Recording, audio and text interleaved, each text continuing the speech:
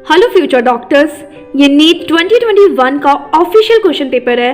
Question number 115, which of the following is an incorrect statement. सबसे पहले आपका काम बनता है कि आप इनकरेक्ट को अंडरलाइन करें या फिर उसको हाईलाइट करने किसी भी तरीके से, जो कि आपको बहुत जल्दी क्लिक कर जाए कि पूछा गया क्या क्वेश्चन में। तो फर्स्ट ऑप्शन है, the perinuclear space forms a barrier between the materials present inside the nucleus and that of the cytoplasm. तो जिन बच्चों ने न्यूक्लियस के बारे में कंप्लीट पढ़ा होगा उनको पता होगा न्यूक्लियस डबल मेम्ब्रेनस स्ट्रक्चर रखता है। इनर मेम्ब्रेन होता है, आउटर मेम्ब्रेन होता है, और ये एक पोर के द्वारा इंटरप्टेड होता है जिसे बोलते थे न्यूक्लियर पोर। तो अब आपको समझ आया कि पेरीन्यूक्लियर स्पेस जो होता है न्यूक्लियस के चारों तरफ पाई जाने वाली डबल मेम्ब्रेनस स्ट्रक्चर के बीच का स्पेस होता है।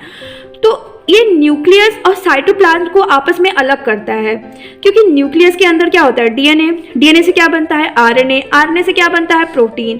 तो ये आरएनए और प्रोटीन दोनों ही डायरेक्शन में, यानी कि न्यूक्लियस के अंदर बाहर घूमते रहते हैं, क्योंकि उन्हें काम पड़ता है सेल में जाने के लिए। तो ये बिल्कुल सही है। पेरीन्यूक्लियर स्पेस होता है एक बैरियर बनाता है material present inside the nucleus and that of the cytoplasm. तो ये स्टेटमेंट तो करेक्ट है। अब सेकेंड ऑप्शन है, nuclear pore act as a passenger for protein and RNA molecule in both directions between nucleus and cytoplasm। तो ये बिल्कुल सही है, जो कि मैंने पहले स्टेटमेंट में आपको एक्सप्लेन कर दिया कि न्यूक्लियर पोर के थ्रू ही आरएनए और प्रोटीन मॉलिक्यूल्स दोनों ही डायरेक्शन में आते जाते रहते हैं। थर्ड ऑप्शन है, mature sieve tube elements possesses a conspicuous nucleus and usual cytoplasmic organelles। तो conspicuous nucleus का मतलब होता है स्पष्ट, बिल्कुल क्लियर न्यूक्लियस, जबकि ये गलत है। मेच्योर sieve tube एलिमेंट में न्यूक्लियस होता ही नहीं है, उसके सारे फंक्शन को कंपेनियन सेल्स रेगुलेट करती है, तभी तो इनको हम लोग बोलते थे सिस्टर सेल्स। जी हाँ। और फोर्थ ऑप्शन है, macrobodies are present both in plant and animal cells. तो ये बिल्कुल सही ऑप्शन है। तो इसका करेक्ट आंसर हो गया थर्ड। और आपको पता है ये चारों की चारों statement cell the unit of life से लिया गया है 11th की बायो एनसीईआरटी, और सारे एनसीईआरटी में ही हैं। तो इसका सही आंसर है थर्ड। और मैं आपको रेफरेंस दिखाती हूँ, देखिए न्यूक्लियस। और पहला स्टेटमेंट ये है, the perinuclear space forms a barrier between the material present inside the nucleus and that of the cytoplasm. तो ये बिल्कुल सही हो गया। और outer membrane usually remains continuous with endoplasmic reticulum and also bears ribosome.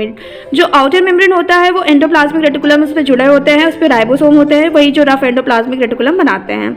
अब देखिए यहाँ ये वाली लाइन देखिए, these nuclear pore are the passage through which movement of RNA and protein molecules takes place in both the direction.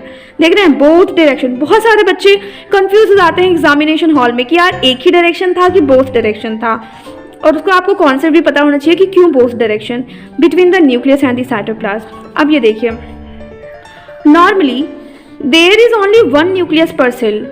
ज़्यादातर एक cell में एक ही न्यूक्लियस होता है, लेकिन variation in the number of nucleus are frequently observed. लेकिन nucleus में के नंबर में वेरिएशन हमें देखा जा सकता है बहुत सारी सेल्स में। अब यहाँ से पूछा गया है कि can you recollect names of organism that have more than one nucleus per cell. इसका आंसर पैरामीशियम होता है, और बहुत सारे ऐसे ऑर्गेनिल्स होते हैं जो आपके कोर्स में नहीं है अभी। बाकी अब देखिए यहाँ पे, some mature cell even lack nucleus, example erythrocytes of many mammals and sieve tube cells of vascular plants। तो ये साफ साफ देखिए आपको एनसीईआरटी में दिया गया है, इर्थ्रोसाइट ऑफ मैमल्स और sieve tube of vascular plants में न्यूक्लियस होता ही नहीं है। और ये लाइन जो लिखी है सीव ट्यूब एलिमेंट्स के बारे में, ये एनाटॉमी ऑफ फ्लावरिंग प्लांट में भी दिया गया है।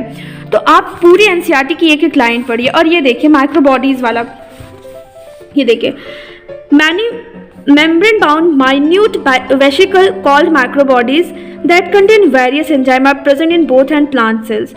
तो बहुत सारी छोटी छोटी मेम्ब्रेन बाउंड स्ट्रक्चर होते हैं। इसे पूछा जा सकता है कि क्या माइक्रोबॉडीज मेम्ब्रेन बाउंड स्ट्रक्चर है? हाँ जी, मेम्ब्रेन बाउंड स्ट्रक्चर होते हैं, मेम्ब्रेनस स्ट्रक्चर होते हैं।